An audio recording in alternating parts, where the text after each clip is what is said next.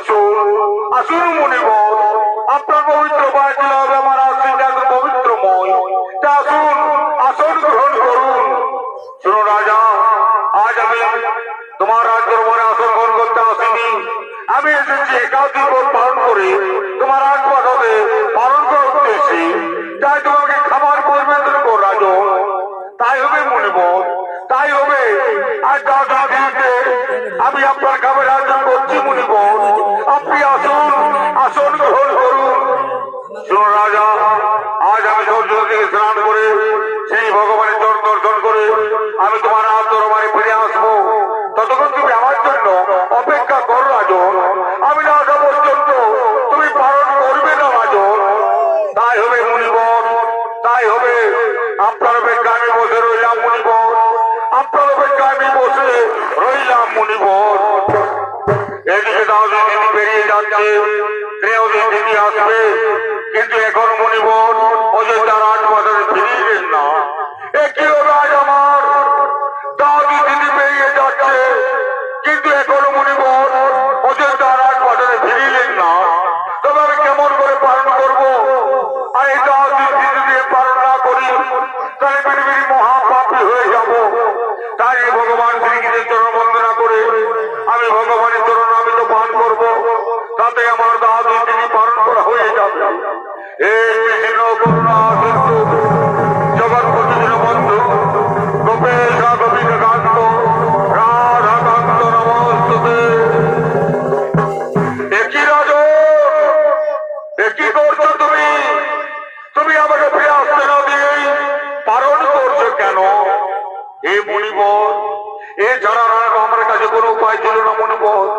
দাদু দিদি বেরিয়ে যাচ্ছিল, আর এই দাদু দিদি পালন না করি তাহলে পৃথিবীর মহাপাপী হয়ে যাবো মুনিবর। তাই আমি আপনার কাছ থেকে দিয়ে পালন করেছি। তা আপনি আমাকে ক্ষমা করে দিন, আপনি আমাকে ক্ষমা করে দিন। ওরে নরাধম রাজা, তুই দুর্বাসা মুনিকে চিনতে পারলি না। তুই দুর্বাসা মুনিকে চরম অপমান করলি, তুই দুর্বাসা মুনিকে চরম লাঞ্ছনা করলি। এর সাথে থেকে পেতেই হবে রাজা, এর সাথে থেকে পেতেই হবে। আজ আমার ছোটা থেকে এই ভঙ্কর দত্তের সৃষ্টি করব, যে দত্ত রাজপ্রাসাদকে চুরমার করে দেবে, ধ্বংস করে দেবে। ওম